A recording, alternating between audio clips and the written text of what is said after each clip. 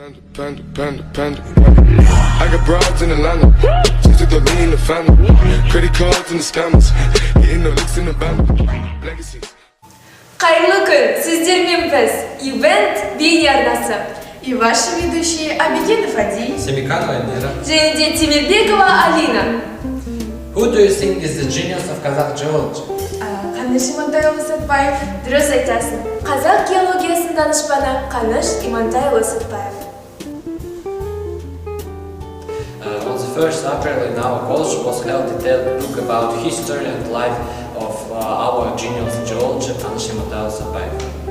Геолог – это специалист, занимающийся выявлением и оценкой месторождения полезных ископаемых, а также изучением других особенностей земных недр.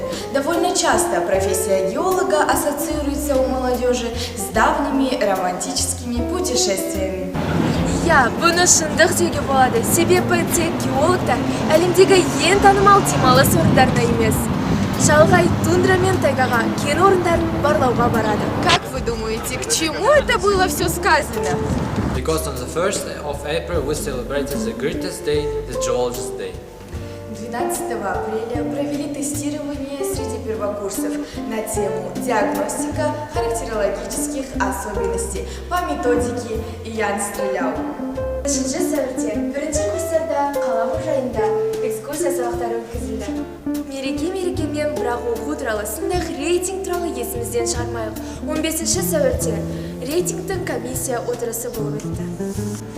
И вот, эти дни для нашего 4-го курса стали последними. И 26 апреля группа F71 защищала свои дипломные работы в онлайн-формате.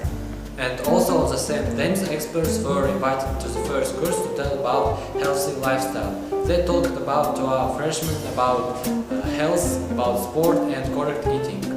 Кроме этого, 30 апреля были масштабно проведены информационные часы на тему «Одна страна, одна книга», в которой студенты и учителя беседовали об истории и нравственности. Бір ай бойы студенттер 1 мамыр Қазақстан халқы күні іс-шарасына белсене қатысты. Осылайша, осы мерекені олар 30 сәуір атап өтті. Назарларыңызға көп рахмет. Сіздермен болған Ивент бейне арнасы. Оставьте свой комментарий и поставьте лайк. До новых встреч!